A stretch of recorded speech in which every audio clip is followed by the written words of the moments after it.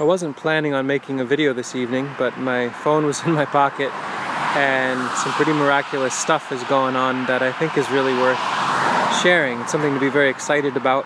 I've talked in other videos about wine cap mushrooms, or Stropharia Rugosa Annulata, and how much we love having them around. And here we are in early October. We had 3.5 inches of rain in the last 10 days, which is pretty overwhelming amounts. The plants are still loving it. We're saturated and had water running through, but the key thing is that now it's a warm, sunny day. Last couple of days have been warm, and we're seeing a really intense fall flush of these wine caps. And it's been a little while since I made a video talking about how great these mushrooms are. These got kicked around. First thing to share are some great ways to identify who they are. Well, first of all, I wouldn't pick any mushroom that you don't know exactly what it is. But that being said, these were intentionally inoculated in here when we first set these gardens in motion. And the wine cap part, you can see the cap on these almost looks like it would be stained with red wine, something along that line. And underneath, let me crack one in half. So these are still young, but as they get older, the gills turn a really dark purple, almost black color underneath. And they've got this beautiful little ring that forms. We've been cooking them up. Sasha cooks them with eggs. We had burgers the other night with poblano, peppers, and Stropharia sauteed in butter. Really quite lovely. And the thing about them that's so amazing is just look, I mean, that's like started growing today. They'll be at peak for tomorrow morning. I've got to keep my eyes on them. Within a day or two, these will be past prime. And the other reason I wanted to make this video is that I was going through this bed, doing some fall transplanting work, put some sea kales back in, dug up a bunch of plants from in here, some big root geranium and lupins and some other friends, and moved them up along the road to help continue evolving and adding complexity to our living wall system. Let me take a side detour. So adding in some lavenders and lupins and oreganos and all sorts of things right along the road.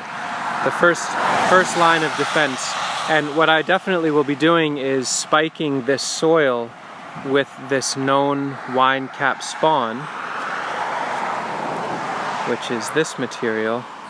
And I just thought this was a good example to see as I scrape the pathway and put it onto the garden bed, which is kind of like a yearly task. I like to scrape the year's pathway and put it up on a bed in the fall, just to really deepen the soil. You can get a sense of the specific scene that these mushrooms like to live in. So here's just exquisite, ropey, luscious, myceliated stuff. What they are loving to live in here is a mix of sawdust, wood chips, and soil itself. They seem to occupy those margins, the interface between soil and mulch. And sawdust, hardwood sawdust, and relatively fresh wood chips on top of rich garden soil seems to be just about the best substrate for them to grow on. Just as an example, that's about as good as it's going to get for myceliated material. And the beautiful thing about this disturbance is going to trigger more growth and probably more fruiting. And since the road has all this toxicity, the VOCs and the diesel drips and the other BS coming off these cars, the plants that have been put forward here can get some more allyship.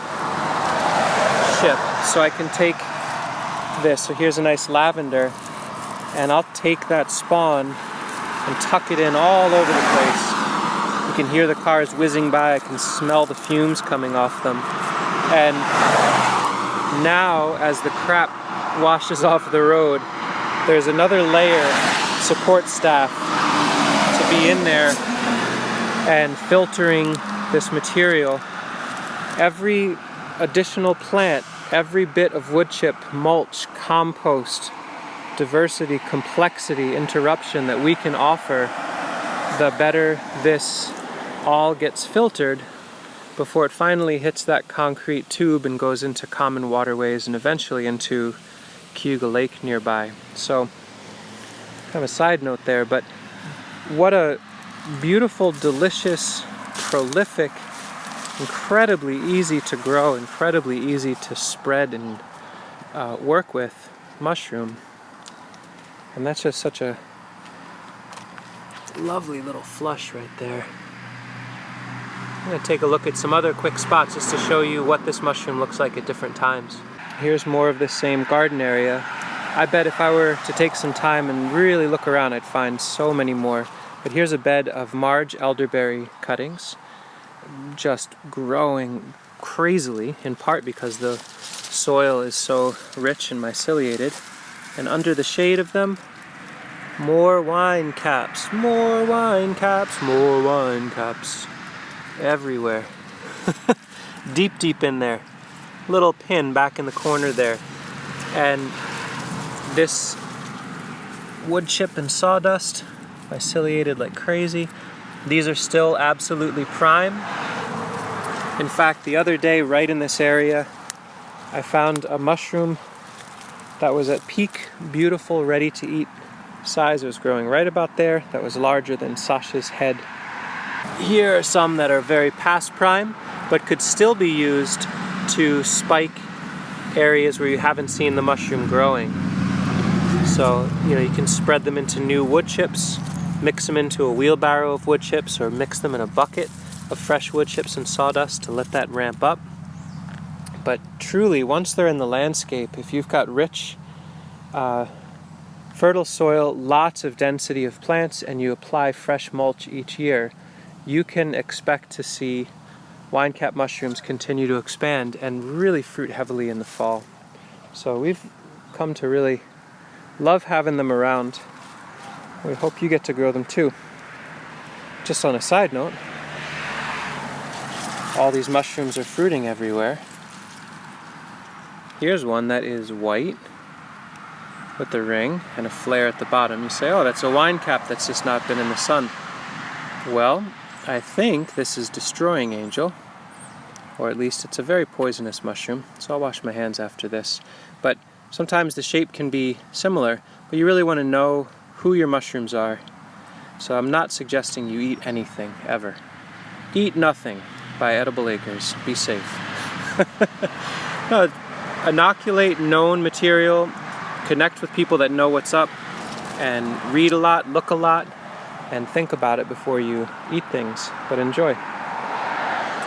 Thanks for watching my meandering video about these really rad mushrooms in our life.